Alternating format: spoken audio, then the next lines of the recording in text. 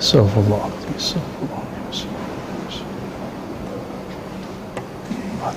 Jazakallah.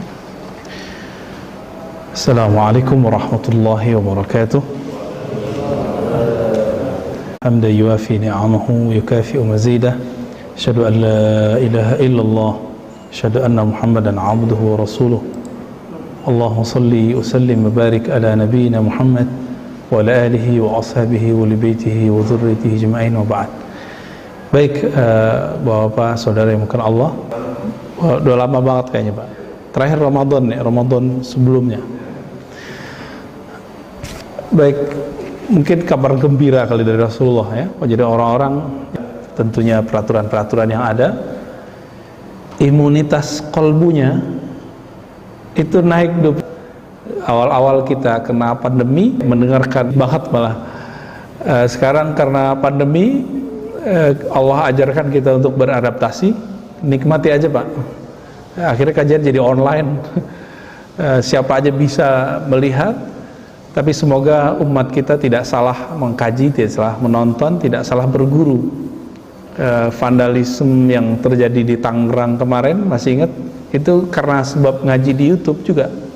Maka kita wajib memasukkan konten-konten kajian positif ke YouTube Pak sekarang. Masjid-masjid itu menjadi orang yang akan, pengurus-pengurus ini orang-orang yang akan mengisi itu. Undang orang yang berkompeten, lalu kita rekam, kita masukkan, kita live. Harus begitu. Kalau tidak, nanti yang terjadi orang-orang seperti yang mencoret-coret musola kemarin itu akan tambah banyak. Kenapa? Karena berguru lewat online itu. Nabi mengatakan, nabbarallahu mra'an sami'a maqalati. Ya. Allah memberi cahaya kebahagiaan, cahaya ketawaduan, cahaya kerendahan hati kepada orang yang mau mendengar langsung kalam-kalamku. Di zaman Nabi mendengar itu lewat online atau lewat apa Pak? Langsung. Maka ketika di dalam teks-teks keagamaan ada kalimat mendengar, itu pasti hadir. Gak ada tuh, dari jauh tuh gak ada ya.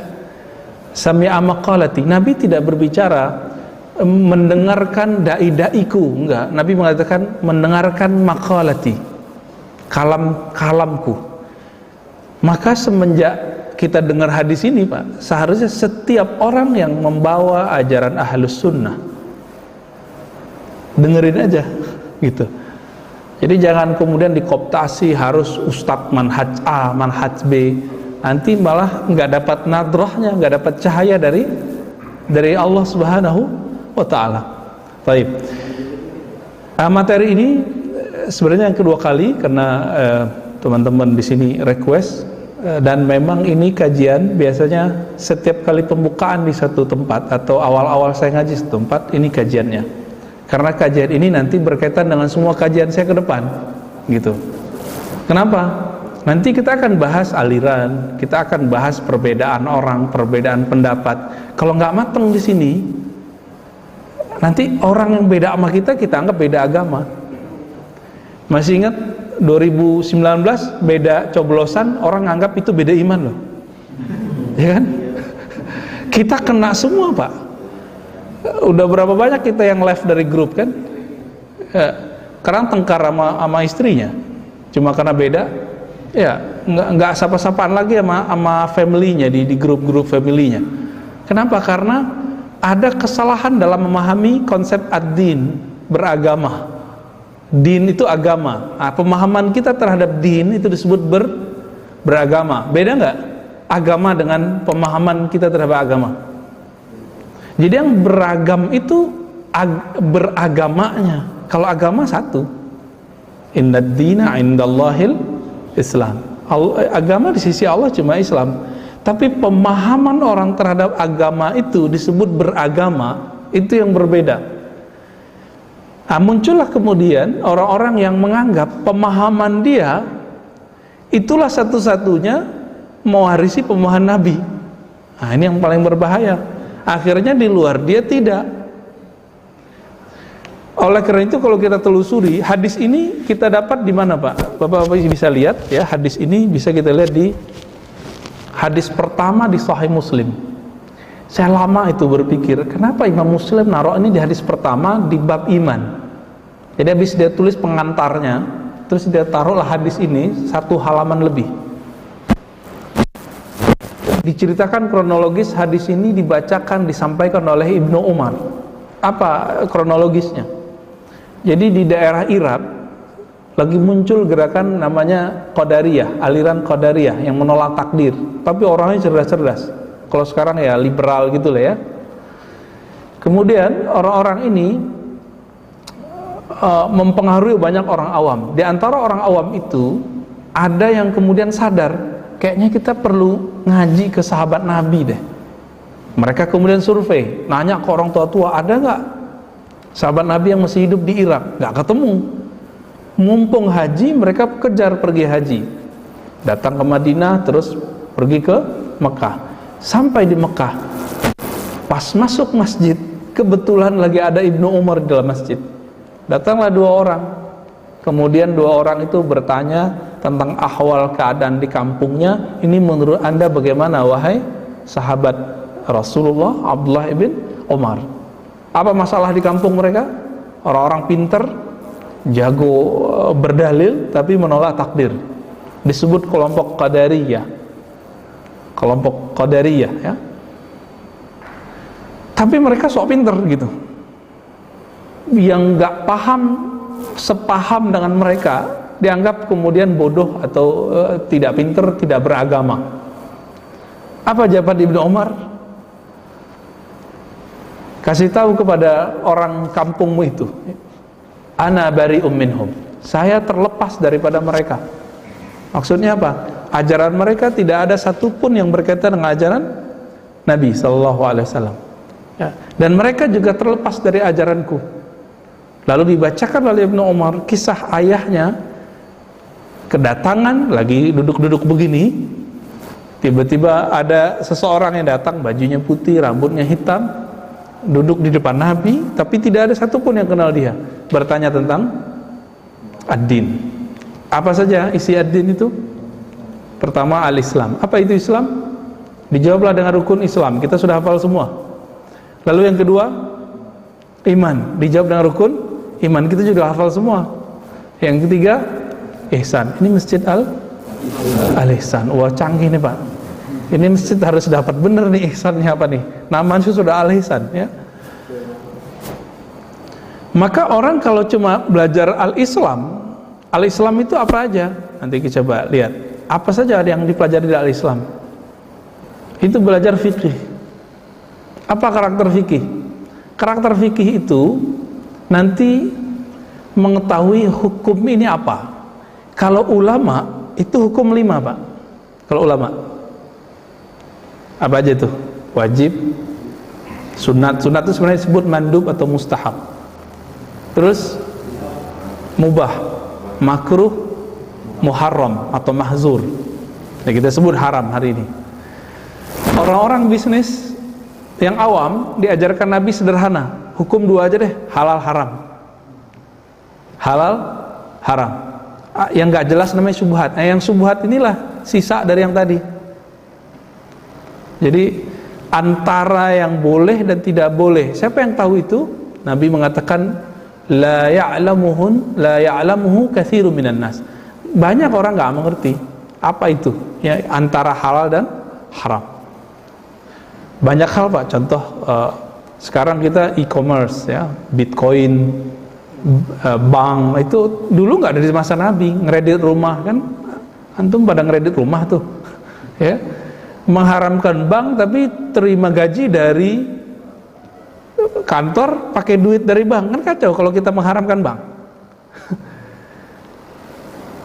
Ya, riba haram, menghalalkan riba kafir.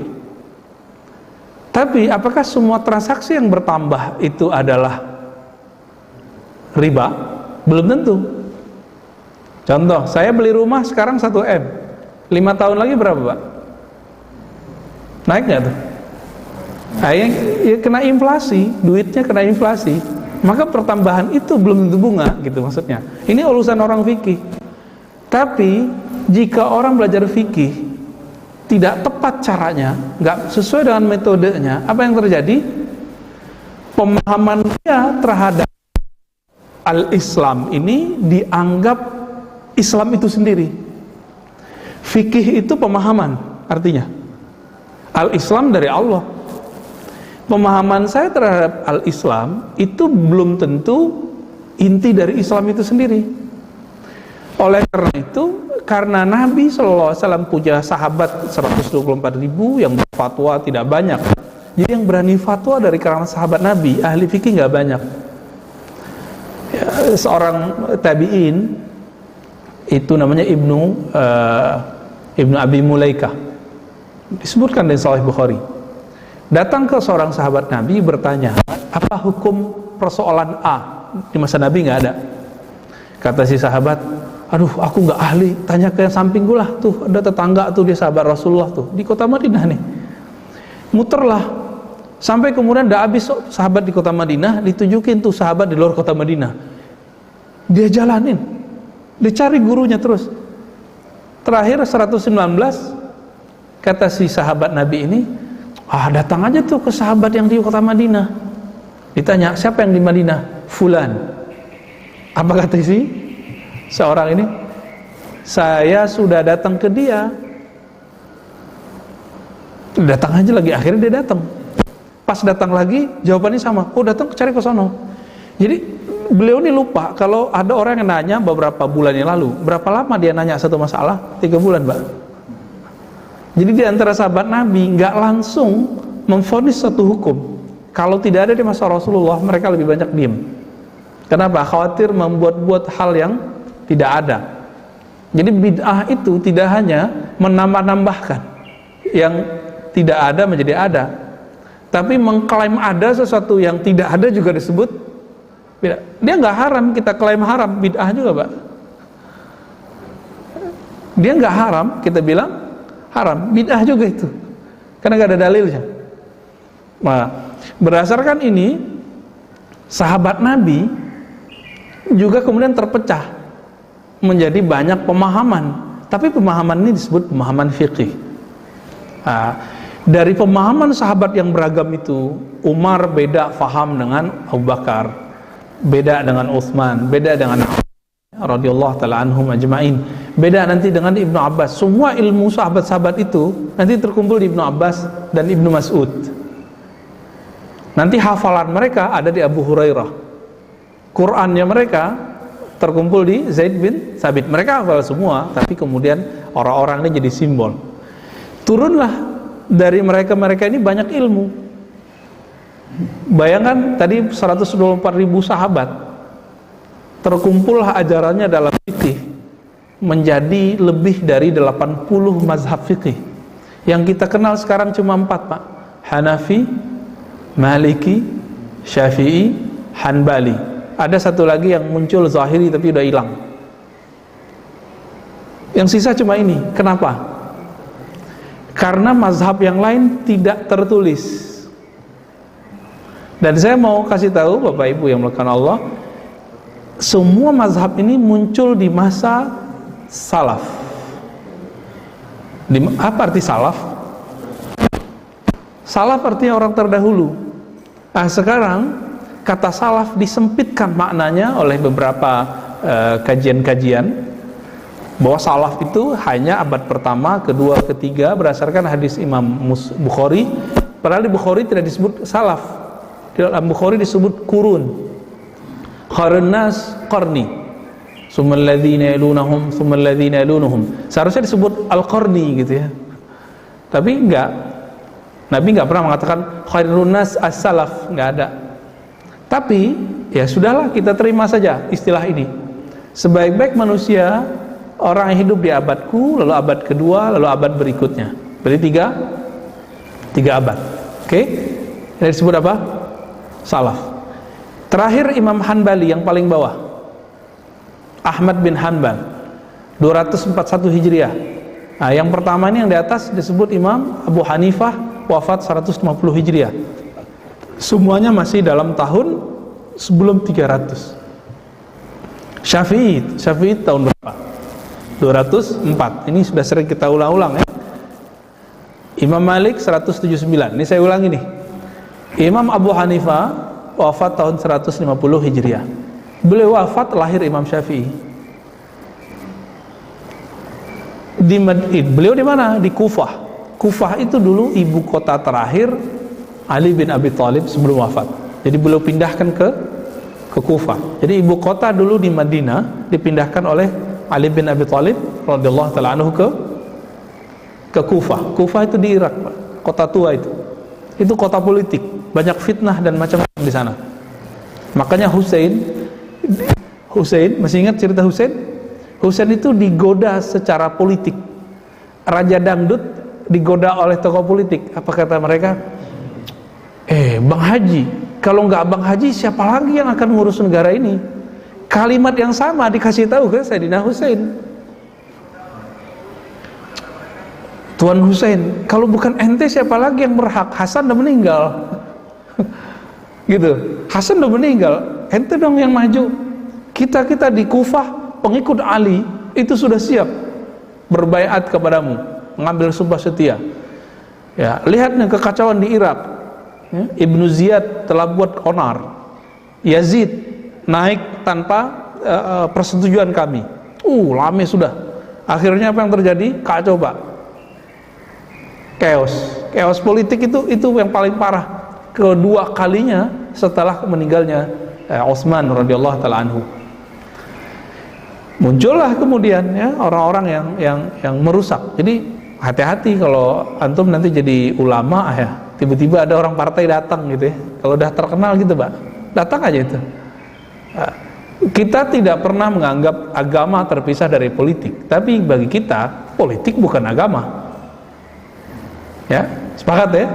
Agama tidak pernah terpisah dari politik, tapi politik bukan agama. Maka orang beda politik bukan beda agama. Sahabat Nabi Aisyah beda politik dengan Ali, bukan berarti mereka beda agama toh. Muawiyah beda dengan Ali, bukan beda agama. Nah, 2024 nanti jangan sampai perbedaan politik nanti kayak 2019. Ya, capek kita. Saya pernah turun, Pak, nggak mau ngajar lagi di satu masjid karena mereka nggak mau dibilangin, malah saya dianggap PKI. Kacau kan? Jadi ajaran-ajaran Orde Baru lama ini itu sengaja image-nya satu, Pak, PKI. Beda sama dia PKI. Kalau Khawarij ini kan kelompok yang mengkafir-kafirkan umat. Beda sama dia kafir. Itu merasuklah Khawarij ini ke kelompok Salafi. Salafi ketika beda dengan dia minimal disebut bid'ah, ya nggak apa-apa lah, masih aman lah. Tapi ternyata saya kaget, di kalangan Salafi ahli bid'ah itu lebih berbahaya dari Yahudi dan Nasrani. Berarti lebih kufur dong. Kita tadinya enak-enak aja, Pak, ya biarin ya gue disebut ahli bid'ah gitu. Tapi ternyata lebih gila. Tapi nggak semua ya, saya punya juga kawan-kawan saya yang Salafi yang akhlaknya salaf bener gitu, salaf yang versi para imam yang 4 ini. Nah, kalau saya ingin memahami Islam dengan pemahaman salaf, itu jalannya cuma 4 ini, nggak ada lagi, Pak. Kita ikut Bukhari. Lah Bukhari itu murid dari Imam Ahmad. Imam Syafi'i juga punya murid namanya Al-Humaidi, itu adalah gurunya Imam Bukhari. Imam Malik punya murid udah tua masih hidup namanya Qutaibah, wafat tahun 240 sebelum Imam Ahmad setahun. Imam Ahmad 241. Itu Imam Bukhari sempat berguru Qutaibah, padahal Imam Malik udah jauh wafatnya, 179 Imam Malik wafat. Muridnya tahun 240 masih ada yang hidup. Ini sepuh nggak tuh? Sepuh sekali. Qutaibah namanya. Nah, Imam Bukhari beruntung dari Uzbek dia jalan, naik onta, jalan kaki kadang ya.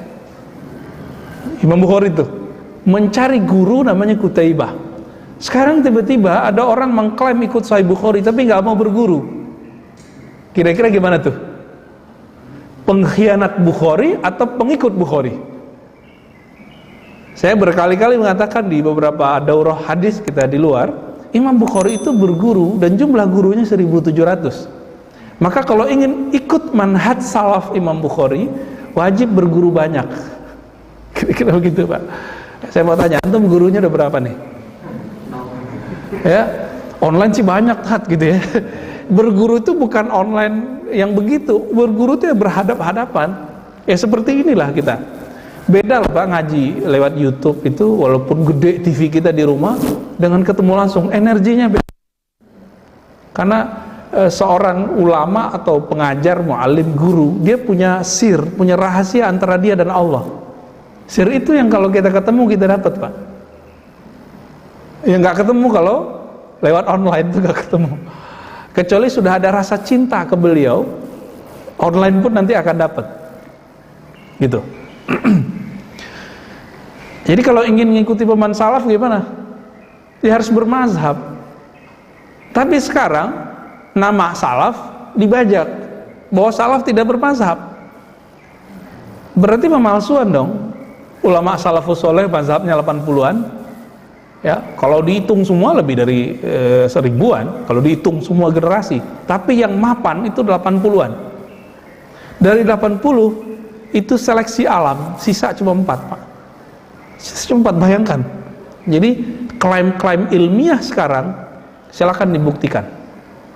Ya, silakan dibuktikan aja. Berapa lama tahannya? Ya. Nah ini. Jadi kalau masih ada juga yang bilang saya nggak perlu bermazhab. Terus kita tanya balik. Emang mazhab itu apa gitu? Jadi kebanyakan orang mengatakan tidak bermazhab karena punya pemahaman tidak tepat mengenai mazhab. Dianggap mazhab itu buatan imam. Mazhab itu Bapak Saudara berkata Allah sama seperti Imam Bukhari meriwayatkan hadis. Imam Bukhari itu meriwayatkan teks hadis. Para imam mazhab meriwayatkan cara memahami hadis. Bisa digabung? Ya. Jadi bisa nggak kita beragama fikih langsung ke Imam Bukhari? Justru Imam Bukhari itu faham dengan imam mazhab.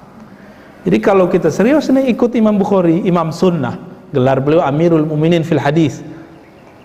Apa konsekuensinya? Ya mesti berguru. Berguru itulah yang bermazhab. Jadi bermazhab itu sederhana. Bapak punya guru atau tidak gitu.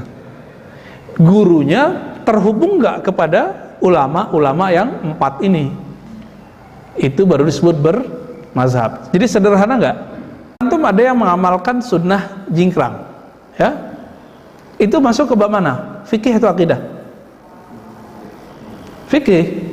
Maka orang yang jingkrang dapatlah faedah mengamalkan hadis Abu Hurairah, Ibnu Umar, Jabir, bahwa Nabi SAW mengatakan Allah tidak memandang kepada orang yang memanjangkan kainnya di bawah mata kaki.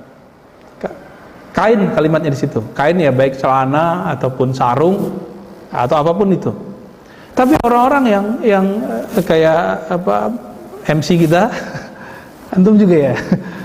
Kalau di bawah mata kaki itu hadis pertama dari Abu Bakrah dan Abu Bakar. Di Kitabul Libas bab pakaian di Sahih Bukhari. Sahih Bukhari semua. Yang tadi juga Sahih Bukhari.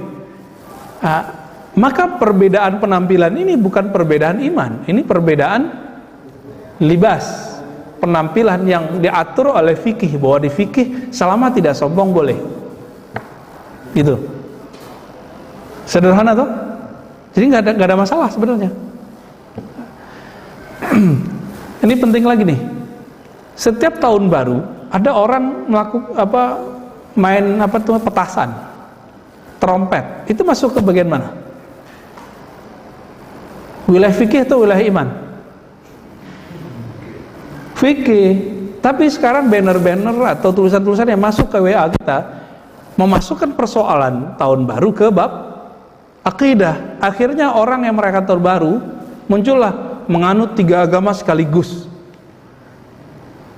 Itu nggak ilmiah sama sekali. Coba tanya sama pendeta Kristen. Orang kalau pakai apa tuh? Lilin gitu ya, atau bukan yang lagi tahun baru, Pak?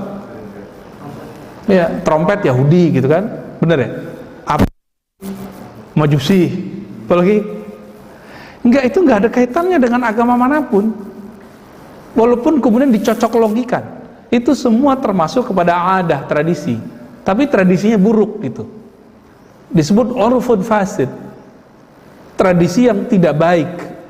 Fasid. Kenapa? Ada mubazir di situ. Mengikuti tradisi-tradisi orang yang mereka tidak beragama ya. Di Perancis itu, Bapak selamatkan Allah, mereka Katolik. Tapi tidak datang ke gereja. Cuma setiap kali Merry Christmas sama Tahun Baru itu rame. Ternyata itu budaya, bukan agama lagi. Bukan berarti mereka Katolik. Saya tanya, kamu Kristen atau ateis sih? Ateis. Tapi bilang Merry Christmas, kan aneh. Ya. Jadi itu bukan masuk ke bagian agama lagi. Di Eropa sendiri itu sudah terlepas dari gereja. Lalu sekarang kita membawanya ke bab iman. Enggak, saya tidak suka orang merayakan begitu. Tapi saya tidak pernah memasukkan ini ke iman. Kita masukkan ke wilayah mana? Itu fikih. Fikih mengatakan apa? Kalau ada mubazir di dalamnya, ada campur baur antara yang tidak pantas, maka itu disebut haram. Bukan musyrik, bukan beragama tiga agama sekaligus. Coba tanya pendeta, adakah orang langsung masuk Kristen cuma dengan merayakan Tahun Baru? Gak ada. Harus dibaptis, Pak. Ada yang punya teman non Muslim, coba tanya.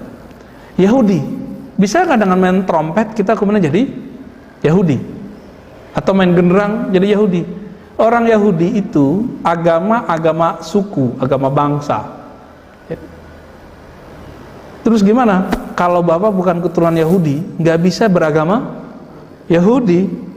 Di Indonesia paling Ahmad Dhani doang, sama beberapa orang gitu ya. Dan mereka lewat ibu loh ya, mirip kayak kampung saya tuh, matrilineal. Lewat ibu. Emaknya Yahudi, dia Yahudi, gitu. Jadi ini bukan wilayah iman, tapi kok dimasukkan ke wilayah iman. Kita kalau nggak sepakat, tanya ke ahli ilmu, nanti ahli ilmu akan jelaskan. Yang paling menyedihkan apa? Para pengkhotbah kita di masjid-masjid itu mengkhutbahkan itu. Kenapa? Si ustadz nggak baca kitab lagi Pak sekarang. Bacaan ustadz sekarang ya WA gitu ya, hoax. Jadi saya menyedihkan nih beberapa tahun belakangan ini para dai kita, karena saya trainer dakwah, trainer dai. Kita ngirim dai ke luar negeri, ke pelosok. Apa fakta yang buruk sekali? Dai kita kadang sebulan aja nggak ada khatam Quran. Dai kita nggak ada tuh khatam Riyadhus Shalihin, apalagi Sahih Bukhari Pak. Riyadhus Shalihin 1 jilid, Sahih Bukhari 4 jilid. Nggak khatam. Ini fakta buruk ini. Apalagi mazhab, fikih mazhab. Terus dia keluar, bacalah, tuntutlah ilmu walau ke negeri Cina. Lah hadisnya palsu. Ya. Utlubul ilma minal mahdi ilal lahdi, bukan hadis. Menuntut ilmu dari buayan sampai ke liang lahat, itu bukan hadis. Kira-kira gimana tuh? Nah, ini fakta-fakta bahwa para pengkhotbah kita sekarang tidak memenuhi kriteria. Jadi ketika dibuat sertifikat ya pasti ketakutan ya. Pasti ketakutan. Ada rasa takut. Ya kalau saya nggak takut Pak, nggak dapat sertifikat juga nggak penting bagi saya itu. Ya. Kita nggak ada masalah dengan itu. Di Malaysia, di Saudi, orang kalau nggak dapat sertifikat ya nggak boleh ngajar begini, bisa digerebek sama polis nanti. Baik. Jadi al-Islam melahirkan satu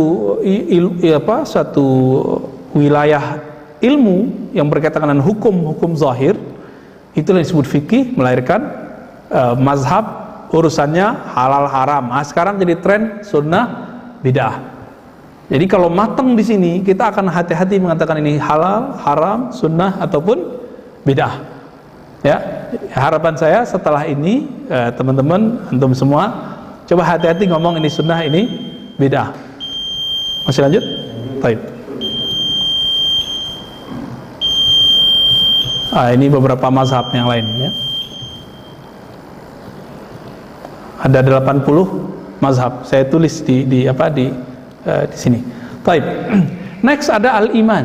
Nah, al-iman ini melahirkan suatu ilmu namanya ilmu tauhid.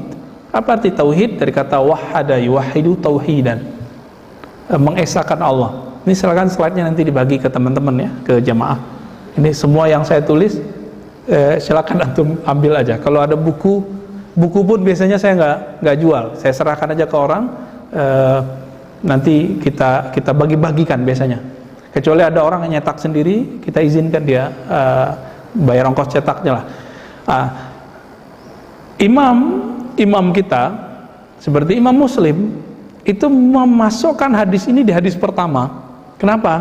Karena ada ilmu kedua yang muncul dari hadis ini, disebut ilmu tauhid. Di abad ketiga Hijriah, dan itu ada istilah kalam. Dulu kalam itu identik dengan yang liberal tadi, Pak. Abad kedua ketiga itu identik dengan orang yang nyeleneh. Maka Imam Syafi'i mengatakan, saya bermaksiat lebih saya pilih daripada berilmu kalam. Tapi di abad keempat ilmu kalam berubah makna, karena tokohnya kemudian mengalihkan makna kalam untuk menghancurkan orang-orang yang menyimpang dari kalam.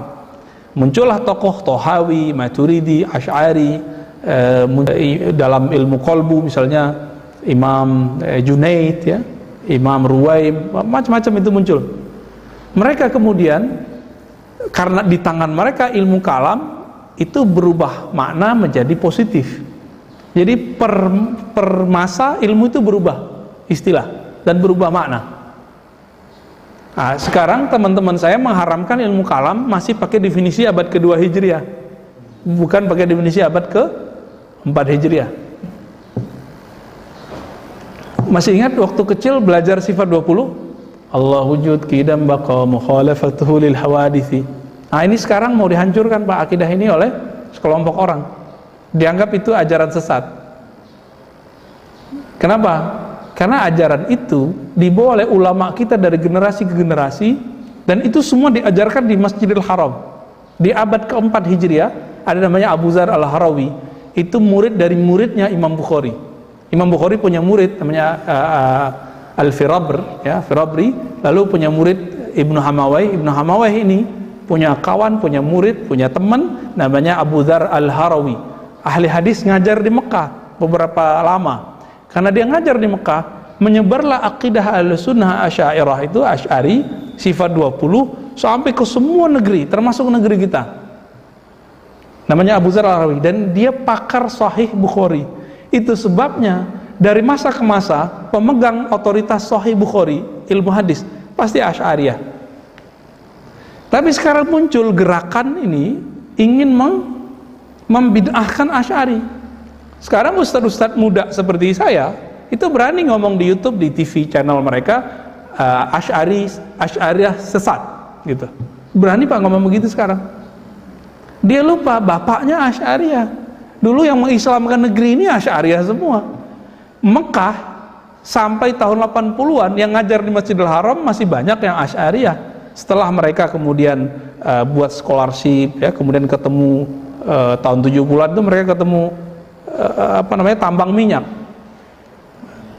Dibaca itu oleh kawan dai-dai, ulama-ulama yang sedikit ekstrim. Akhirnya disingkirkanlah dengan pendanaan, dibuatlah penerjemahan. Jadi dua haji-haji pulang tahun 80-an, 90-an dapat bukunya isinya ya misionaris kelompok ekstrim itu. Teman kita berkilah, lah nggak mungkin dong Allah menyerahkan kota suci ke kelompok ekstrim.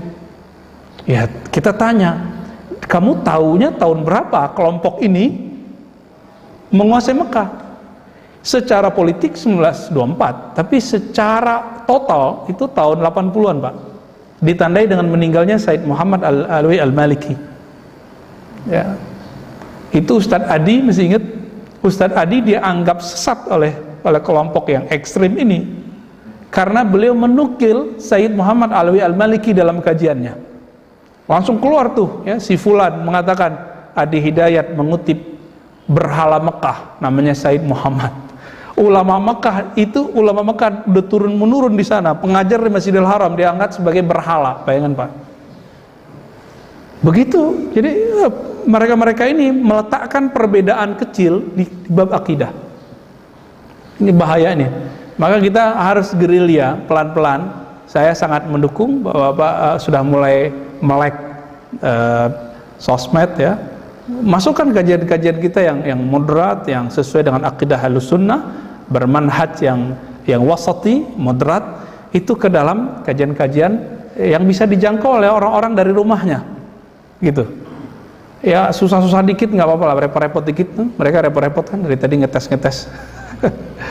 Nah, ini ilmu kemudian disebut ilmu akidah, belakangan disebut istilah kampusnya teologi Islam, gitu. Supaya Islam itu kalau dibaca oleh non-muslim, mereka bingung, akidah apa sih? Akidah itu ilmu teologi dalam ajaran kalian, tapi kita punya konsep sendiri. Jadi oke, ini istilah ini, alhamdulillah. Namun ingat, dalam ilmu akidah ada kelompok besar yang Nabi dan sahabat-sahabatku ini yang dijamin masuk surga. Kelompok ini kan nggak disebutkan Nabi namanya apa, cuma disebutkan yang ikut aku dan para sahabatku. Saya gini Pak, saya ngaku keturunan Nabi tapi nggak punya silsilah, gimana kira-kira? Kayak Habib nggak? Kayak Habib, tapi nggak punya silsilah, sahih nggak tuh? Nggak sahih. Kira-kira begitulah seorang orang mengaku karena ada jaminan dari Rasulullah. Semua kelompok 73 masuk neraka kecuali satu kelompok, firqah wahidah. Siapa kelompok itu? Yang ikut aku dan sahabat-sahabatku. Di hadis Abu Daud, al-jamaah, jamaah. Maka sekarang kelompok-kelompok itu ngaku, akulah mereka. Silakan mengaku bahwa Anda bagian dari ana alaihi washabi, ahlus sunnah wal jamaah, tapi buktikan secara genetik gitu. Buktinya mana? Genealogi keilmuan. Dia dapat ketemu di buku. Oh, saya langsung baca Sahih Bukhari. Belum tentu benar, karena belum tentu Imam Bukhari bermaksud begitu. Gak usah jauh-jauh. Satu ayat kita baca, beda ustadz, beda pemahaman gak? Apalagi imam seperti imam besar-besar itu. Imam Syafi'i baca satu ayat bisa muncul 70 makna di kepalanya. Kita satu ayat kita baca dari dulu sampai sekarang maknanya gak muncul-muncul. Diperebutkan. Yang paling lucu, ada tokoh Syiah di Bandung mengatakan kita juga Ahlussunnah kok gitu. Ya Ahlussunnah dari mana? Di dalam Ahlussunnah sendiri muncul kelompok yang tidak bersanad, ngaku gak bersilsilah. Nah, tidak bersilsilah itu disebut tidak bersanad. Nah, sanad itulah penghubung. Jika silsilah bin menghubungkan fisik secara biologis dengan orang terdahulu, maka ilmu an dari fulan, dari guruku, dari fulan, dari guruku, terus itu menghubungkan genealogi atau silsilah keilmuan, disebut dengan sanad. Kalau sekarang gampang ya, ilmunya belajarnya di pesantren mana gitu. Kalau universitas belum ada jaminan Pak, karena kampus itu bebas. Sampai kampus yang ada di Arab sendiri bebas. Tamatan Azhar aja udah beda-beda, tamatan Madinahnya udah beda-beda, tamatan UIN apalagi ya. Gado-gado. Maka kampus tidak ada urusan dengan manhaj tertentu, nggak ada urusan ya. Di Malaysia, alhamdulillah, Malaysia dan Brunei itu langsung menetapkan bahwa negara kita negara Ahlus Sunnah. Cakep tuh, maka diberkahi tuh dua negeri ini, Malaysia dan Brunei ya. Kita tunggu Indonesia bakal menjelaskan itu enggak? Kayaknya enggak ya. Guru saya mengkritisi Syiah Pak, berhenti dari Imam Besar Istiqlal. Dibuatlah konspirasi. Allahyarham kayak Ali Mustafa Yaakob. Masih ingat? Beliau sangat keras terhadap Syiah, tapi kerasnya keras keilmuan, bukan keras mulut, bukan. Beliau kritis ke siapa aja. Muncullah tulisan yang bilang, kamu ini siapa sih? Itu celahnya. Nah, Imam Besar sekarang meskipun Ahlus Sunnah, tapi dia ya bermesraan dengan kelompok. Ada namanya Mu'tazilah, ada namanya Jabariyah. Nanti di lain waktu kita cerita.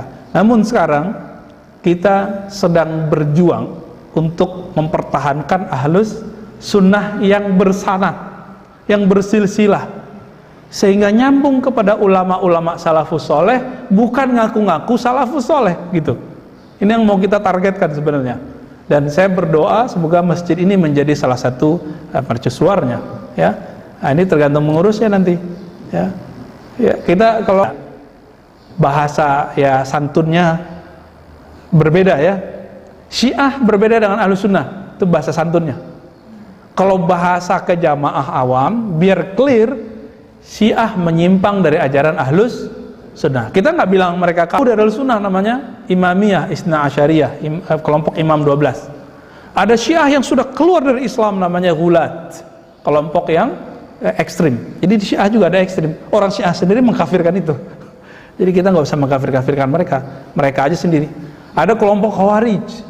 Wah, ini lebih dahsyat lagi, Pak, kalau kelompok Khawarij ini. Beda dikit, beda iman. Gitu. Maka kalau keagamaan yang bersentuhan dengan politik, maka jangan sampai kecolongan Khawarij. Jangan sampai kecolongan Khawarij. Saya mengkhawatirkan nanti 2024 ini. Khawatir lagi.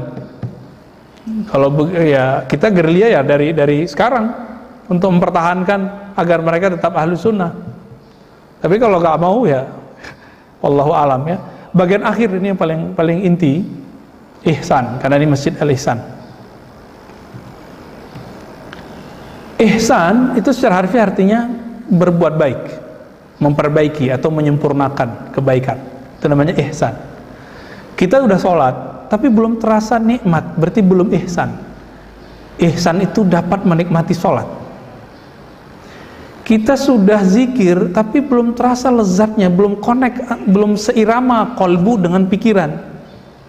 Saya mau tanya, Pak, Bapak kan kebanyakan menikah nih, menikmati nggak pernikahannya?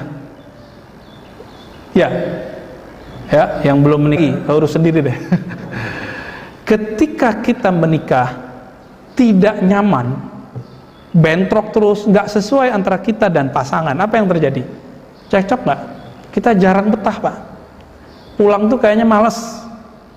Samalah kira-kira orang yang tidak sesuai antara, belum berpasangan indah antara zahir dan batinnya, itu kalau sholat pengen cepat buru-buru, zikir nggak bisa tahan lama.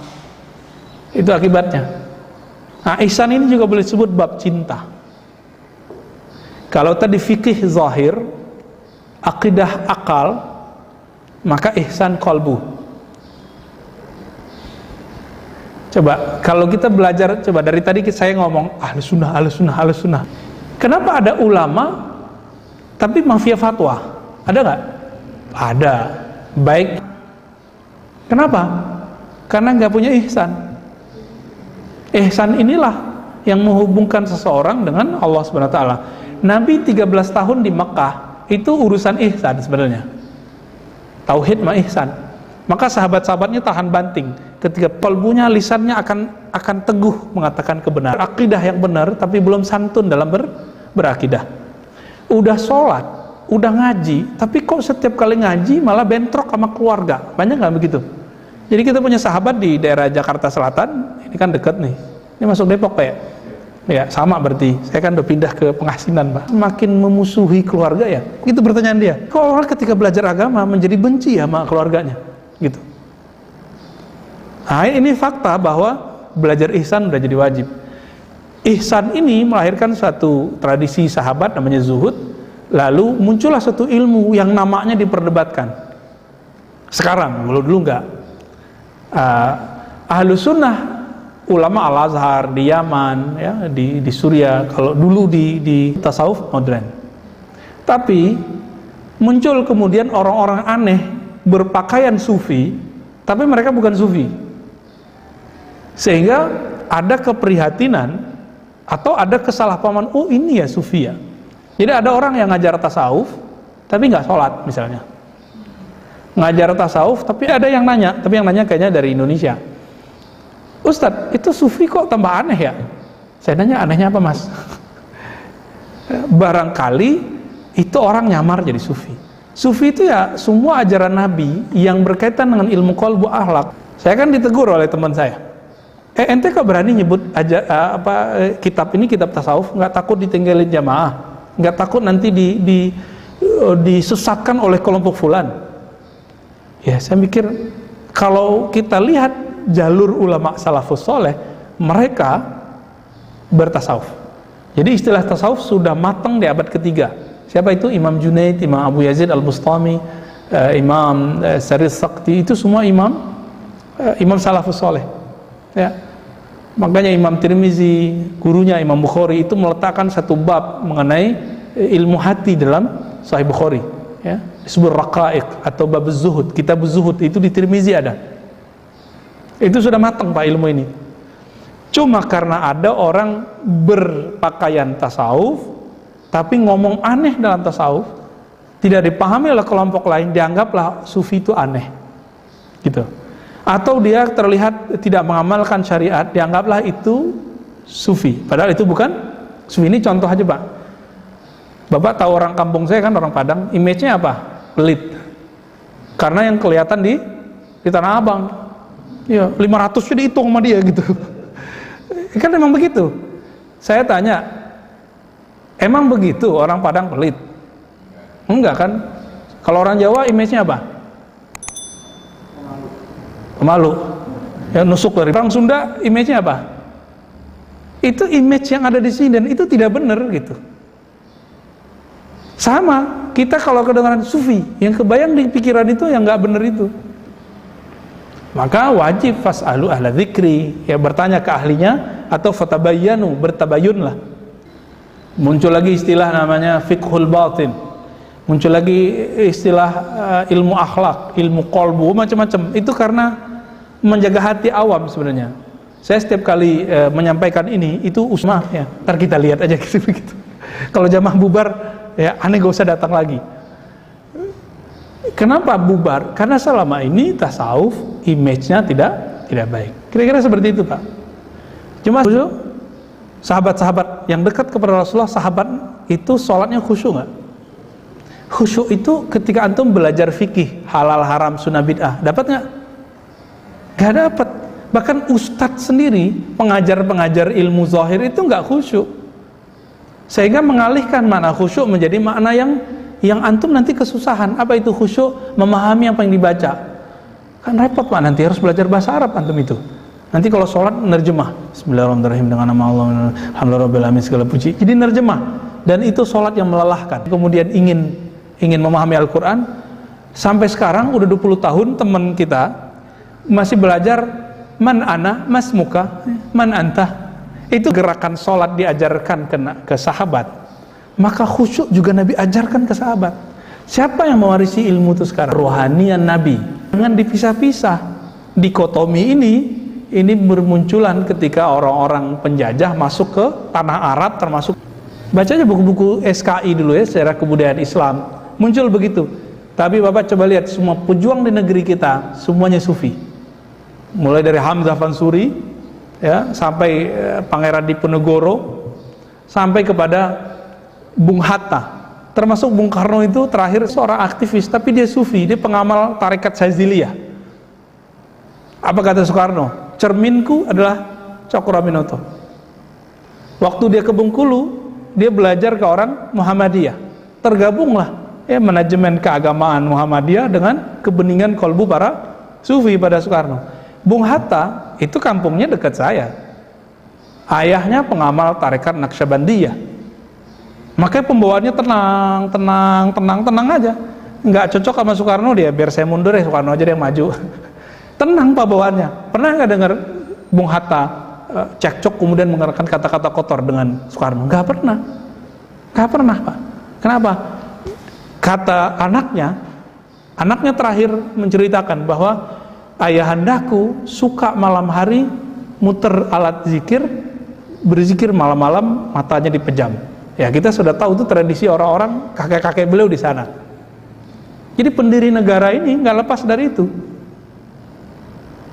Nah sekarang semangat perjuangan sufi ini nggak takut mati Pak, nggak takut miskin. Sufi itu nggak takut nggak terkenal dan nggak cari terkenal. Sufi itu bergerak karena Allah atau subscriber. nggak nyari itu. Mereka ini berjuang tulus. Ini mau dipangkas oleh para penjajah, mereka masukilah para agamawan yang pemahamannya cetek ya, tidak kuat, lalu dibuat image bahwa hantam tuh sufi. Karena para sufi kalau punya murid Itu muridnya tinggal dibilang jihad, semuanya turun Pak ke lapangan. Nggak ada tuh mereka mundur, nggak ada takutnya. Coba sekarang laskar-laskar suruh jihad Pak, lapar dikit mundur ya. Sekarang jagain ulama aja, lapar dikit mundur, ketemu ulama berbondong-bondongnya cari foto, nggak berjuang. Itu nasib laskar sekarang. Mau laskar apa aja coba cek. Jadi idealismenya rusak dengan apa lagi? Rusak sama simbol. Jadi dia punya lambang nggak ditampilkan di banner, ya. Itu ngambek tuh, ya kejadian di mana-mana sama baju seragam. Ya sekarang perjuangan itu cuma baju seragam, nggak ada perjuangan yang hakiki yang saya lihat. Kenapa? Karena tasawuf, jadi tidak tulus. Jadi belajar tulus di tasawuf. Jadi mohon maaf kalau Bapak menemukan dai pinter, tapi kok kayaknya ngitung-ngitung ya kalau kesini gitu. Ngajar kesini kok ngitung-ngitung gitu. Itu karena belum belajar tasawuf. Itu aja masalahnya. Ya. Oke. Nah, ini bagian penutup. Tasawuf itu sebagaimana fikih ada caranya, ada kurikulumnya, namanya mazhab. Maka belajar tasawuf ada kurikulumnya. Ada kurikulum yang sudah baku, namanya tarekat. Ada kurikulum yang tidak baku, namanya non tarekat. Ya, yang baku tuh kayak Qadiriyah, Idrisiyah, Syaziliyah, Naqsyabandiyah. Naqsyabandiyah itu bukan yang duluan puasa itu ya. Itu kelompok sudah nggak diakui kenaqsyabandiahnya di dalam tubuh tarekat sufi. Masih ingat ya? Setiap kali mau puasa dia puasa duluan. Setiap kali mau hari raya dia hari raya duluan. Kita udah cek Pak di sana ya. Sayang sekali orangnya emang bukan orang alim. Cuma dia punya pendahulu meninggal, nggak ada lagi penggantinya. Jamaah milih dia gitu. Tapi nggak punya lisens. Pemimpin tarekat itu punya lisens. Seperti dokter ada sertifikatnya, mereka harus punya lisensi. Siapa yang ngasih lisensi? Guru sebelumnya. Jadi nggak boleh jamaah yang ngasih. Misalnya antum nih sepakat 1000 orang, kita pilih aja nih imam kita jadi mursyid, kan namanya mursyid. Nggak bisa Pak. Itu harus dari gurunya yang mengatakan ini orang pantas. Kayak guru silat yang mengatakan dia jadi master siapa? Muridnya atau gurunya? Gurunya ngangkat. Jadi kalau gurunya bilang kamu buka cabang di sono ya, itu udah izin tuh Pak. Ya kira-kira begitu. Banyaklah di Indonesia banyak. Saya kalau cek ya pejuang-pejuang di Turki itu tarekatnya rata-rata Naqsyabandiyah. Tahu Salahuddin Al-Ayyubi? Ini orang sekarang ngomong khilafah, tapi dia nggak tahu spirit khilafah. Salahuddin Al-Ayyubi tarekatnya Qadiriyah, karena langsung berguru ke Syekh Abdul Qadir Jilani, lalu dikirimlah Qudaib Alban, salah satu murid terbaik senior Syekh Abdul Qadir Jilani. Kita sering kan dengar Syekh Abdul Qadir Jilani, itu namanya Qadiriyah, tarekat Qadiriyah. Beda dengan tadi Qadariyah, kelompok aliran akidah. Muhammad, Sultan Muhammad yang kemudian dapat gelar Al-Fatih, apa yang ada pada dia? Dia ternyata bertarekat Naqsyabandiyah. Naqsyabandiyah. Sultan-sultan di Mughal itu bertarekat Khistiyah dan Naqsyabandiyah, Qadiriyah, 3. Yang ada sekarang di Maroko itu bertarekat juga, Syaziliyah cabang-cabangnya dan Tijaniyah. Maka saya ingin kasih tahu kepada Bapak Saudara, karena Allah pendiri NU Muhammadiyah ternyata juga pengamal tarekat Syaziliyah. Aneh nggak mereka? Enggak. Nah, jadi sekarang kalau kita mau menilai sufi, tidak sufi, ya dari tokoh-tokoh inilah, jangan dari orang-orang yang aneh-aneh itu. Oke?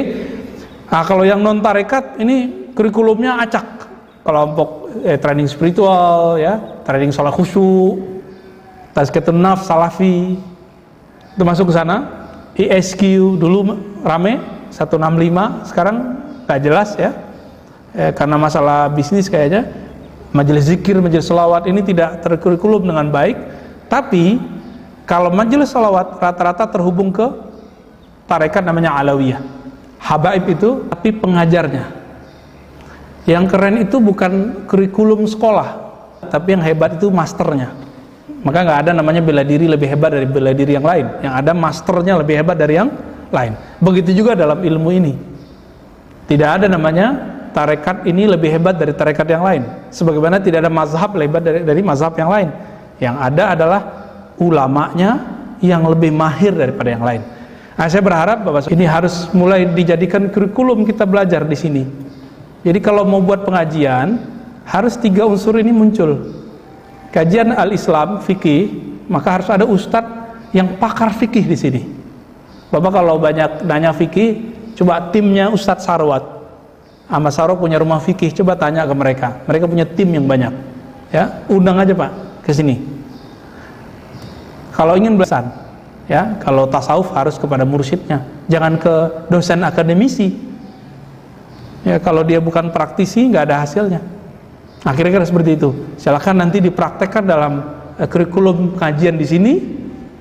Ada pengajian fikih, al-Islam, al-Iman dan al-Ihsan. Oke, kira-kira itu cukup Pak. Tafadhal.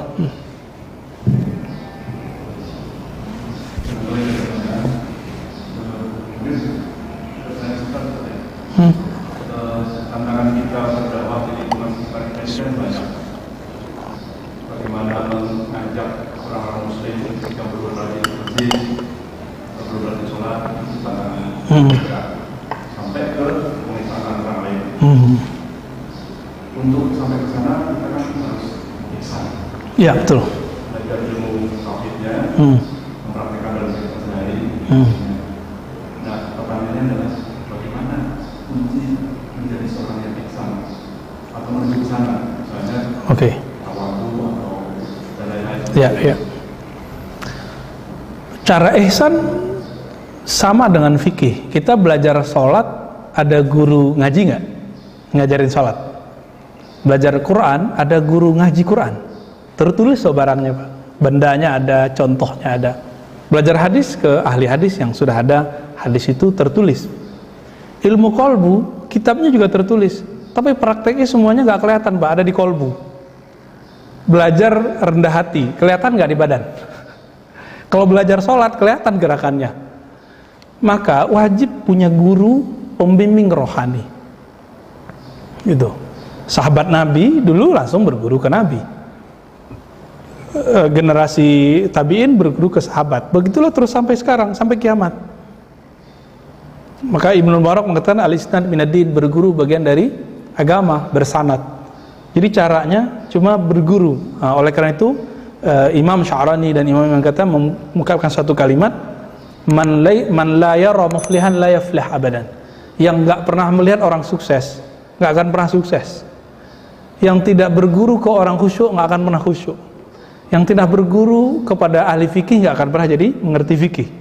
Yang tidak berguru ke ahli akidah ahlus sunnah, berakidah ahlus sunnah walaupun dia punya 1000 buku. Yang tidak pernah kuliah kedokteran, enggak akan pernah jadi dokter meskipun dia baca 1000 jurnal kedokteran. Begitu. Jadi Bapak harus punya guru. Hanya itu Pak caranya. Ini yang kita sebut di awal hadis tadi, awal pembukaan, nadharal mura'an sami'a maqalati. Allah beri cahaya, beri hadiah, beri hidayah kepada orang yang mau mendengar, berguru kepada ahlinya. Semoga dapat guru segera Pak. Ada guru yang umum pengajian begini, ada guru yang khusus, dokter rohani yang spesialis ngurusin kolbu. Ya, saya juga masih berguru, sama-sama masih berguru kita. Ya.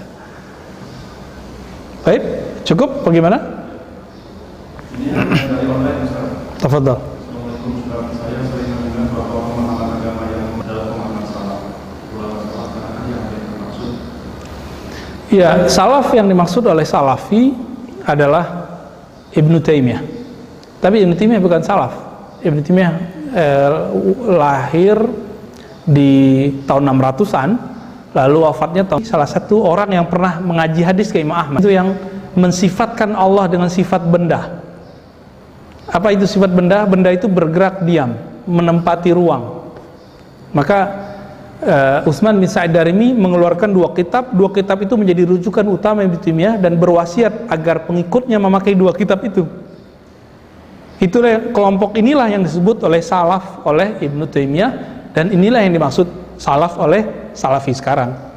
Jadi salaf yang kita maksud 4 imam gitu ya, itu nggak masuk oleh mereka. Nggak masuk oleh mereka. Imam Bukhari aja beda kok sama mereka. Imam Ahmad aja beda. Ya, sangat beda sekali. Karena sekarang itu yang berbeda dengan mereka Ahlus Sunnah yang bermanhaj Asy'ari, maka ini sekarang coba mereka hancurkan nih. Dengan bangganya mereka mengatakan Asy'ariyah bukan Ahlus Sunnah tapi sesat. Nah, mereka ngomong begitu. Ya, lagi mereka berani begitu. Jadi salaf mana yang mereka maksud? Itu Ibnu Taimiyah. Ibnu Taimiyah tidak merujuk ke Imam Ahmad, tapi merujuk ke Utsman bin Said Darimi. Kenapa? Imam Ahmad tidak mau berbicara wilayah-wilayah seperti itu, mengatakan Allah duduk, Allah terbatas. Itu Imam Ahmad gak mau. Tapi mereka, Utsman bin Said yang diikuti oleh Ibnu Taimiyah, yang digelari Syekhul Islam, itu mengatakan nanti di lain waktu deh. Ya, yakfi cukup. Oke. Itu aja. Bingung definisi dari manhaj. Oke. Ada tarikat lagi. Ya. Mazhab itu adalah pemahaman hadis dan Al-Quran dan Sunnah yang dikumpulkan oleh para imam. Imam yang mengumpulkannya disebut imam mazhab. Jadi mazhab bukan agama buatan imam. Coba saya ulangi. Mazhab adalah pemahaman Al-Quran dan Sunnah yang dikumpulkan atau dikompilasi oleh imam. Kalau yang ngumpulin Abu Hanifah disebut kumpulan Hanafiyah. Kalau kumpulan Imam Malik disebut Malikiyah. Imam Syafi'i disebut Syafi'iyah. Bapak buka buku Imam Syafi'i, dari awal sampai akhir isinya hadis. Hadidah. Paling ada beberapa tambahan, pengurangan. Nah, apa arti manhaj? Manhaj sistem berpikir. Tapi sebenarnya manhaj itu dengan mazhab sama sebenarnya. Manhaj ada sistem berpikir, mazhab itu hasilnya. Manhaj Imam Abu Hanifah beda dengan manhaj Imam Malik. Salaf, maka manhaj salaf lebih dari satu. Oh, riwayat Bukhari itu manhaj salaf? Bukan. Riwayat Bukhari itu manhaj Imam Bukhari. Manhaj Imam Bukhari disebut manhaj sahih, yang berbeda dengan manhaj muridnya Imam Muslim. Itu beda manhaj, Pak. Sistem berpikir Imam Bukhari ketika nulis Sahih Bukhari beda dengan sistem berpikir Imam Muslim. Disebut manhaj. Manhaj beliau nulis kitab. Tapi sekarang istilah ini dijadikan sebagai tipologi kelompok. Gitu. Jadi kalau beda manhaj sama kita, jenggotnya kurang panjang gitu. Ya sudahlah. Jenggot antum panjang ya, aman tuh berarti. Tarekat. Tarekat itu artinya sama dengan mazhab, sama dengan manhaj. Perbedaannya sekarang thariqat itu lebih identik dengan metodologi yang dikumpulkan atau pemahaman yang dikumpulkan oleh imam-imam ahli rohani, ahli kolbu. Imam Syafi'i kan nggak sempat nulis tentang bab khusyuk di satu buku, karena nggak boleh, Pak, dimasuk-masukkan bab khusyuk ke bab fikih, nanti campur baur, ilmu jadi nggak mateng. Jadi ilmu itu memang sudah ada pembagian-pembagiannya. Ahli fikih jangan masuk ke ruang ahli akidah jangan masuk ke ruang ahli qalbu. Kalau mau masukkan, tulis di buku sendiri. Imam Bukhari, Imam Syafi'i tidak pernah menulis kitab akidah, maka tidak dikenal sebagai imam akidah. Tidak pernah nulis tentang ilmu khusyuk, maka tidak punya tarekat qalbu, tapi mazhab. Jadi tarekat artinya apa? Pemahaman kerohanian Nabi terhadap Al-Quran. Apa kesepakatannya? Manhum ahli sunnah. Siapakah ahli sunnah wal jamaah? Alot, Pak, alot sekali. Ternyata mereka sepakat 100%. Ahli sunnah wal jamaah, satu, cirinya bermazhab salaf, yaitu 4 tadi. Salah satu aja. Yang kedua, berakidah ahli sunnah dengan manhaj, baik itu manhaj Asy'ari atau Maturidi atau Tahawi. Manhaj Tahawi disebut manhaj ahli hadis. Ya, tapi ini nggak disebutkan di dalam kitab, dalam kesebutkan mereka Maturidiyah. Dan yang terakhir, bertasawuf. Bukan tasawuf yang aneh-aneh itu, tapi tasawuf yang sahih, tasawuf yang bersanad. Ini yang disebut di Indonesia thariqah mu'tabarah. Ya. Tapi kalau nanti melihat yang aneh di tokoh-tokoh ini, berarti bukan, dia belum sepenuhnya menjalankan thariqahnya atau mazhabnya atau manhajnya. Ya, semoga negeri ini diberkahi dengan keberadaan mereka.